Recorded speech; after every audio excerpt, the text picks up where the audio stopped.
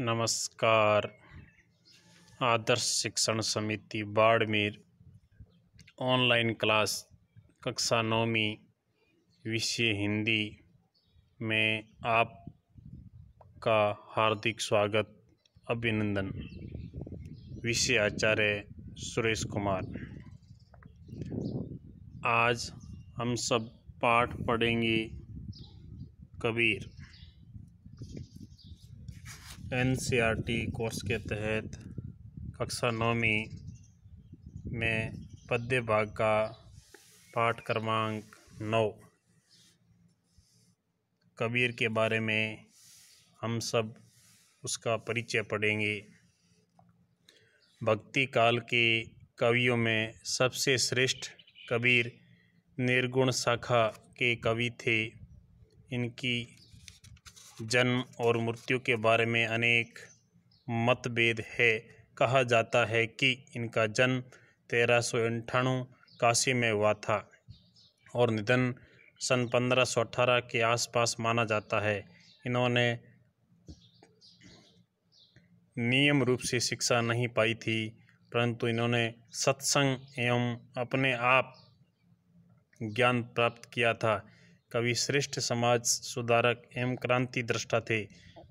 आपने समाज में व्याप्त अंधविश्वास और रूढ़ियों, जातिगत भेदभाव, बहुदेववाद एवं सामाजिक कुरीतियों का डटकर विरोध किया और सभी धर्मों का मूल एक बताकर मानवता का संदेश दिया।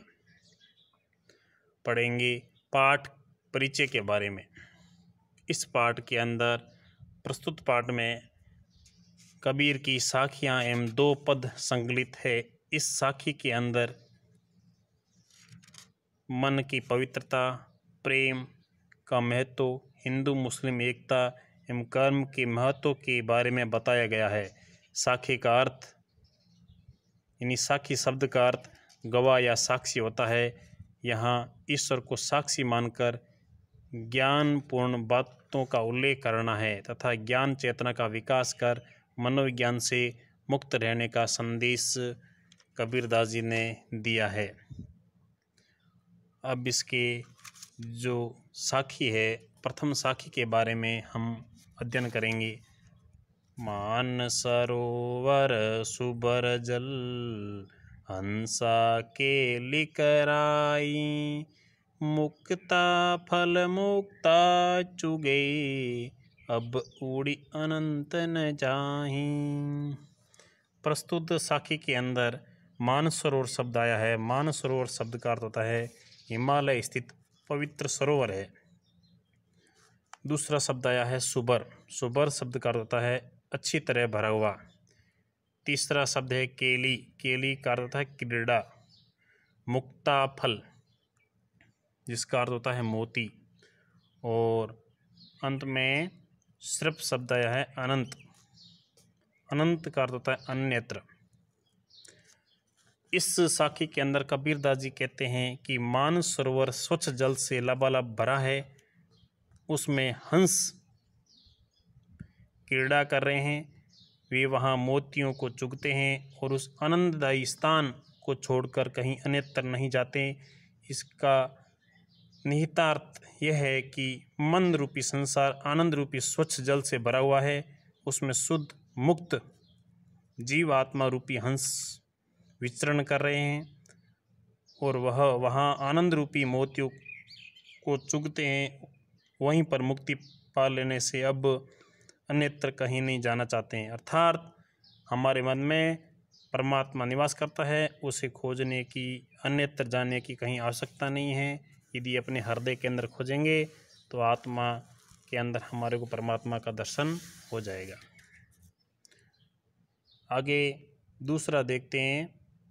प्रेमी ढूंढत में फिरो प्रेमी मिले न कोई, प्रेमी को प्रेमी मिले सब विष अमृत हुई। एक बार वाचन करेंगे लय के साथ। प्रेमी ढूंढत में फिरो प्रेमी मिले न कोई, प्रेमी को प्रेमी मिले सब विष अमृत होई। अब इसका अर्थ की ओर देखेंगे। कबीर जी कहते हैं कि मैं का अर्थ होता है भक्त से लिया गया है, मैं का अर्थ लिया गया है भक्त से लिया गया है। सच्चे ईश्वर प्रेमी को ढूंढता फिरता है, प्रेमी ढूंढत में फिरो। प्रेम यानी भक्त, फिरो करता है फिरना, यानी जो प्रेमी व्यक्ति होता है, ईश्वर से प्रेम करने वाला जो व्यक्ति होता है, वह ढूंढता फिरता है, मुझे ऐसा प्रेमी कोई नहीं मिला। प्रेमी ढूंढत मैं फिरो, प्रेमी मिले न कोई, यानी प्रेमी कोई नहीं मिला, मुझे प्रेम करने वाला, सच्चा प्रेम करने वाला नहीं मिला है। प्रेमी को प्रेमी मिले सब विष अमृत हुई। जब ईश्वर के प्रेमी से प्रेम मिला तब मन की विषय वासनाओं का सारा विष अमृत हो गया, अर्थात ईश्वर प्रेम के प्रभाव से हृदय आनंद से भर गया तथा सारी बुराइयां समाप्त हो गई। आगे अपना तीसरा पढ़ेंगे, तीसरी साखी पढ़ेंगे। हस्ती चढ़िए ज्ञान को सहज दुलिचा डारी, स्वान रूप स्वरूप संसार है भूकंदे जकमारी। इसका अपना एक बार लय के साथ देखेंगे। हस्ती चढ़िए ज्ञान को सहज दुलिचा डारी, स्वान रूप संसार है भूकन दे जक मारी। हस्ती का अर्थ होता है हति। दूसरा शब्द आया है सहज, सहज शब्द का अर्थ होता है सरल। दुलिचा शब्द आया, उसका अर्थ होता है छोटा आसन। दूसरा स्वान, स्वान का अर्थ होता है कुत्ता। भूकन यानी भौंकना। कबीर दास जी इसमें कहते हैं कि सहज समाधि का आसन बिछाकर ज्ञान के हाथी की सवारी करो, अर्थात ज्ञान प्राप्ति के लिए सहज समाधि लगाओ।